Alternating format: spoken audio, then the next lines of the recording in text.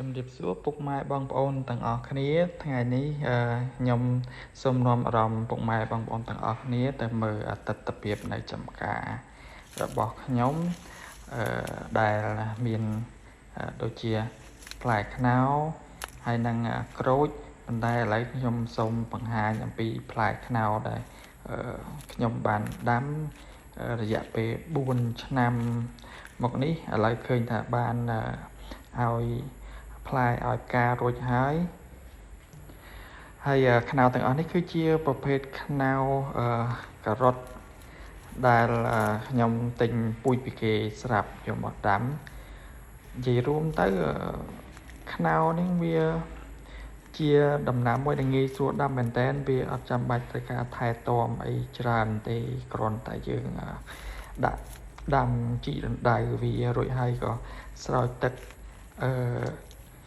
ឲ្យជោគជាំហើយក៏បន្តទុកទៅតាមរដូវវស្សារបស់វានិយាយរួមគឺដាំប្រភេទដំណាំនេះគឺយើងដាំនៅដើមរដូវវស្សាទៅល្អពីព្រោះយើងអត់ចាំបាច់ចំណាយពេលថែទាំវាដោយការដែលយើងដាំនៅក្នុងរដូវប្រាំងនោះទេហើយនិយាយរួមទៅជីវភាពនៅចំការវាអត់មានអីអួតពុកម៉ែបងប្អូនទាំងអស់គ្នាក្រៅពីផ្លែឈើនោះទេ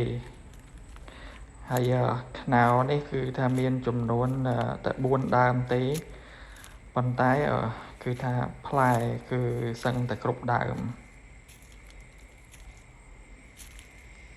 ហើយដើមខាងនេះក៏មានផ្លែដែរ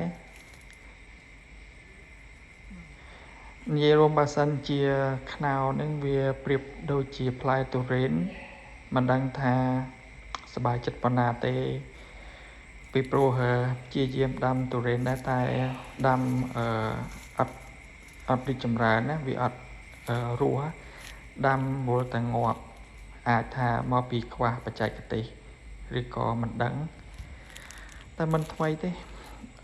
ចឹងហើយដល់ក៏យើងមានខ្នុរជំនួសទុរេនដែរ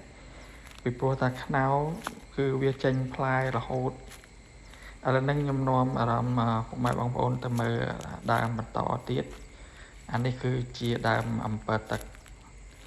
តែពីមុនយើងដើមអំពិលទឹកចោលសៀមណាតែឥឡូវយើងកុំនិយាយយើងថាអំពិលទឹកផ្អែមទៅបាទហើយអានេះគឺដើមតឡឹងតឹងតែពិតវាមិនជាមានប្រយោជន៍អីទេតែគ្រាន់តែចេះដាំដើម្បីទុកជាការកម្សាន្តណាបាទសូមអរគុណពុកម៉ែបងប្អូនវីដេអូមានតែប៉ុណ្្នឹងទេហ្នឹងហើយក៏សូមជម្រាបលាតែប៉ុណ្ណេះ